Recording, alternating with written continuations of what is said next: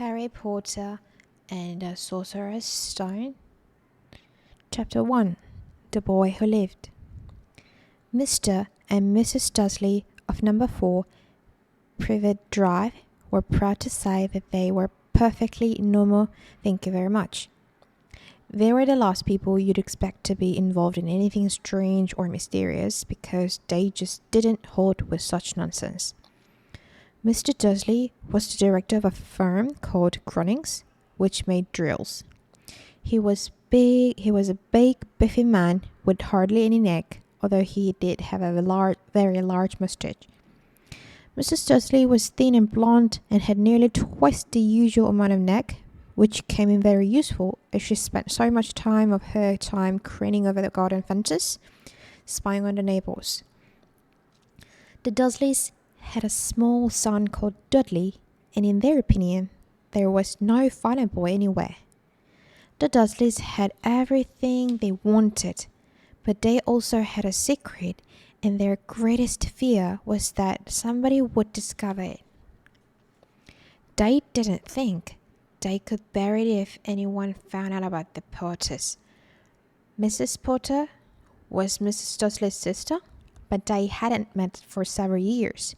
In fact, Mrs. Dursley pretended she didn't have a sister because her sister and her good-for-nothing husband were as undudlish as it was possible to be.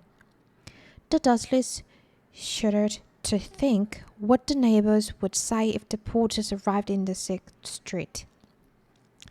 The Dursleys knew that the Potters had a small son too, but they had never even seen him. This boy was another good reason for keeping the Potters away. They didn't want Dudley mixing with a child like that. When Mr. and Mrs. Dursley woke up on the dull, grey Tuesday our story starts, there was nothing about the cloudy sky outside to suggest that strange and mysterious things would soon be happening all over the country.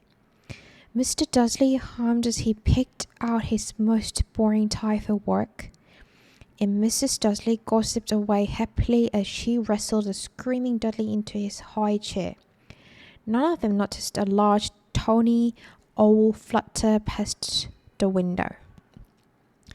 At 8:30, Mr. Dursley picked up his briefcase, pecked Mrs. Dursley on the cheek, and tried to kiss Dudley goodbye but missed because Dudley was now having a tantrum and throwing his cereal at the walls.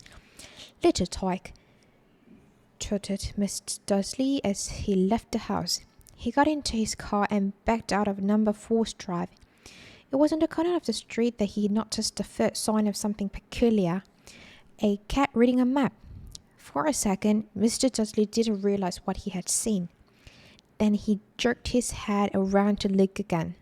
There was a tabby cat standing on the corner of Privet Drive,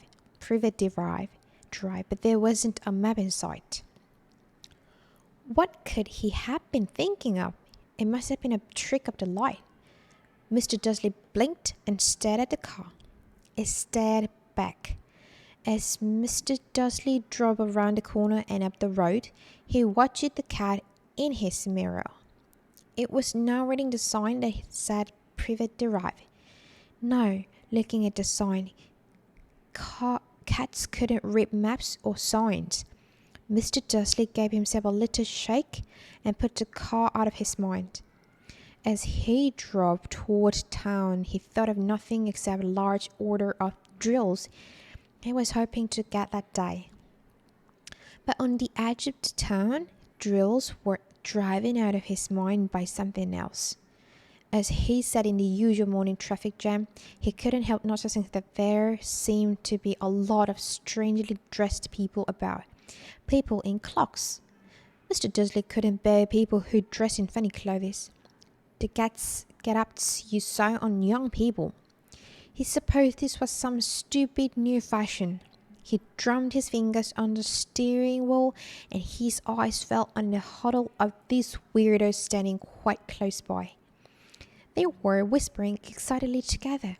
Mr. Dursley was enraged to see that a couple of them weren't young at all. Why, that man, had to be older than he was and wearing an emerald green clock. The nerve of him! But then it struck Mr. Dursley that this was probably some silly stunt. These people were obviously collecting for something. Yes, that would be it. The trapping moved on, and a few minutes later, Mr. Dursley arrived in the Grunnings parking lot, his mind back on drills. Mr. Dursley always sat with his back to the window in his office on the 9th floor. If he hadn't, he might have found it harder to concentrate on drills that morning. He didn't see the all swooping past in broad daylight. There were people down in the street did. They pointed and gazed open-mouthed as owl after owl sped overhead. Most of them had never seen an owl even at night time. Mr. Dursley, however, had a perfectly normal owl-free morning. He yelled at 5 different people. He made several important telephone calls and showed it a bit more. He was in a very good mood until lunchtime, when he thought he'd stretch his legs and walk across the road to buy himself a bun from the bakery. He had forgotten all about the people in cloaks until he passed a group of them next to the baker's.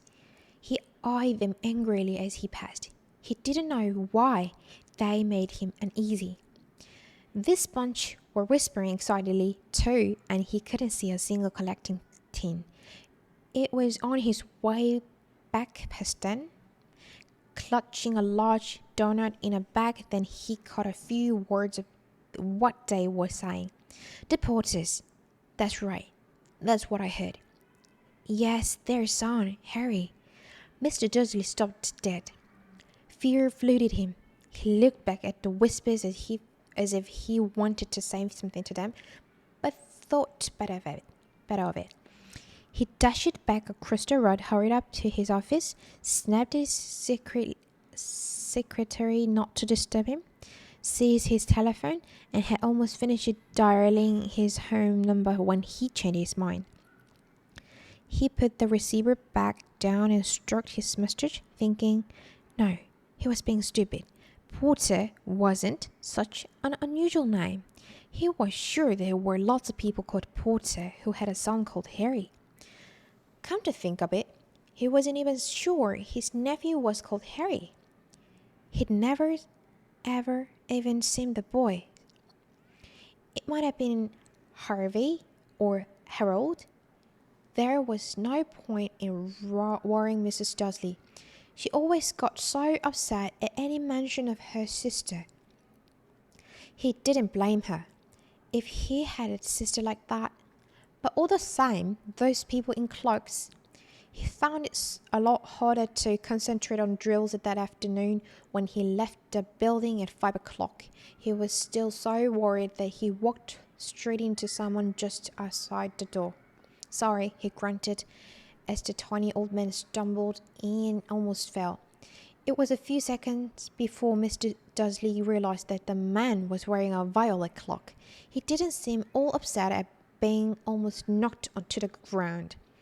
On the contrary, his face split into a wide smile, and he said in a squeaky voice that made passerby stare, "Don't be sorry, my dear sir, for nothing could upset me today. Rejoice, for you know who has gone at last. Even muggles like yourself should be celebrating this happy, happy day." And the old man hugged Mr. Dursley around the middle and walked off. Mr. Dursley stood rooted to the spot. He had been hugged by a complete stranger. He also thought he had been called a muggle, whatever that was. He was rattled. He hurried to his car and set off for home, hoping he was imagining things which he had never hoped before, because he didn't approve of imagination. As he pulled into the driveway of number 4, the first thing he saw, and it didn't improve his mood, was the tabby cat he had spotted that morning. It was now sitting on his garden wall. He was sure it was the same one. It had the same marking around his eyes. "Shh," said Mr. Dursley loudly. The cat didn't move. It just gave him a stern look. Was this normal cat behavior? Mr. Dursley wondered. Trying to pull himself together, he let himself into the house. He was still determined not to mention anything to his wife. Mrs. Dursley had had a nice normal day. She told him over dinner all about Mrs. Next Door's problems with her daughters and how Dudley had learned the new word, want. Mr. Dudley tried to act normally. When Dudley had been put to bed, he went into the living room in time to catch the last report on the evening news. And finally, bird watchers everywhere have reported that the nation's owls have been behaving very unusually today. Although owls normally hunt at night and hardly ever seen in daylight, there have been hundreds of sightings of these birds flying in every direction since sunrise. Experts are unable to explain why the owls have suddenly changed their sleeping pattern. The newscaster allowed himself a grin. Most mysterious. And now, over to Jim McGuffin with the weather. Going to be any more showers of owls tonight, Jim? Well, Ted, said the weatherman, I don't know about that, but it's not only the owls that have been acting oddly today. Viewers as far apart as Kent, Yorkshire, and Dundee have been phoning in to tell me that instead of the rain I promised yesterday, they've had a downpour of shooting stars. Perhaps people have been celebrating bonfire night early. It's not until next week, folks.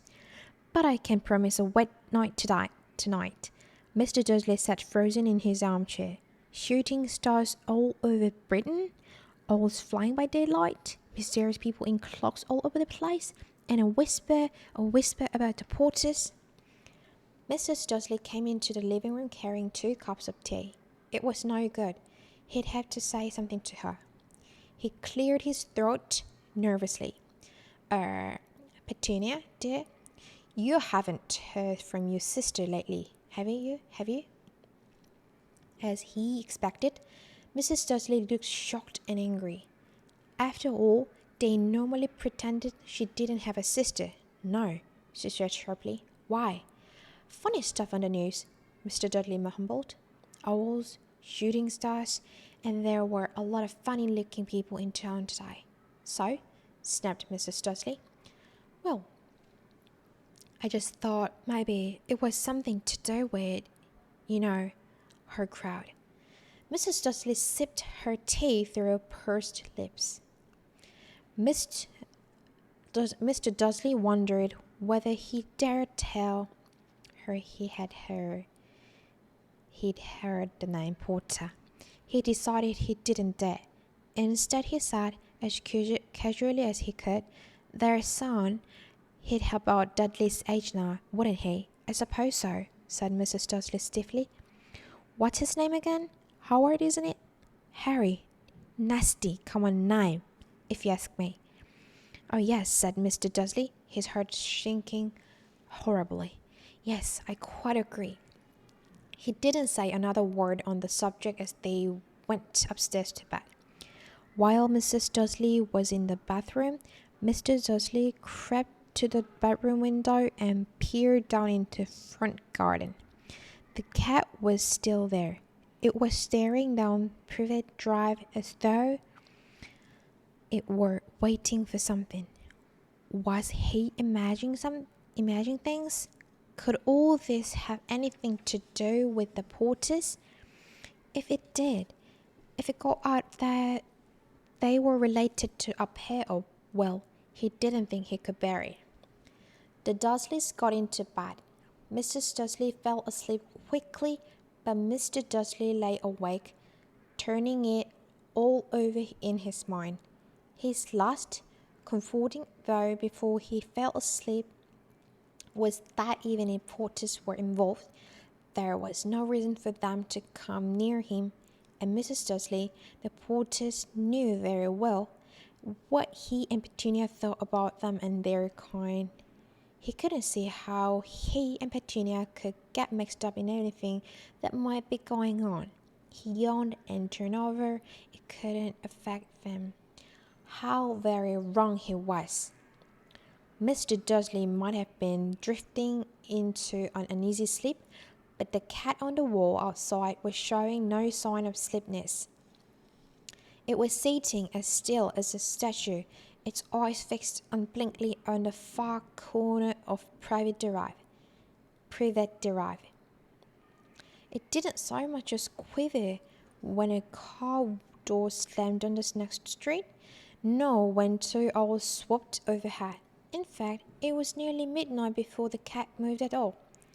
A man appeared on the corner the cat had been watching, appeared so suddenly and silently you'd have thought he'd just popped out of the ground. The cat's tail twitched and its eyes narrowed. Nothing like this man had ever been seen on Private Drive. He was tall, thin, and very old, judging by the silver of his hair and beard, which were both long enough to tuck into his belt.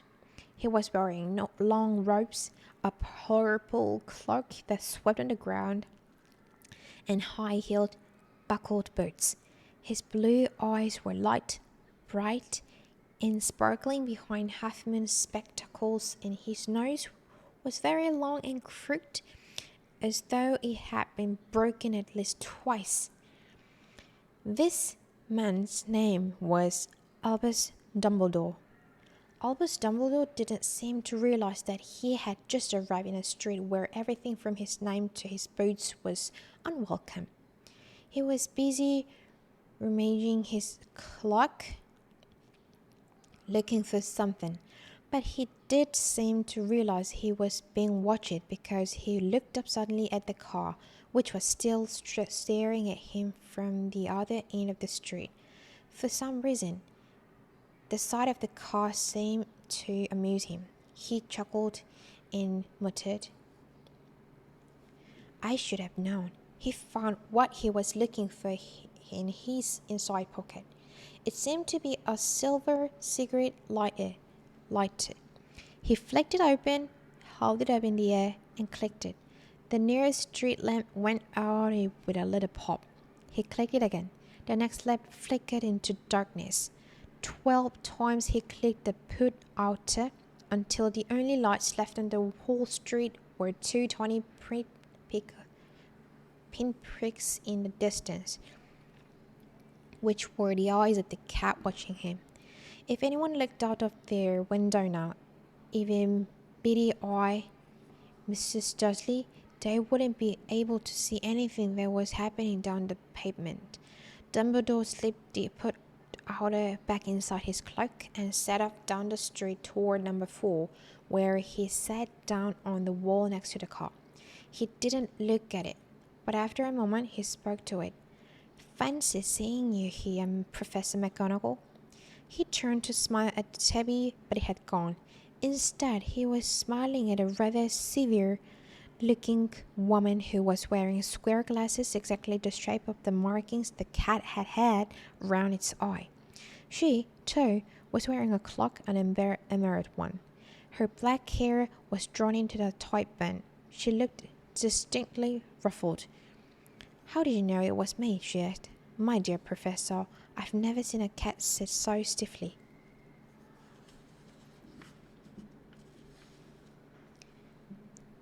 This was the contents for page 9, and I will do it again a few minutes later.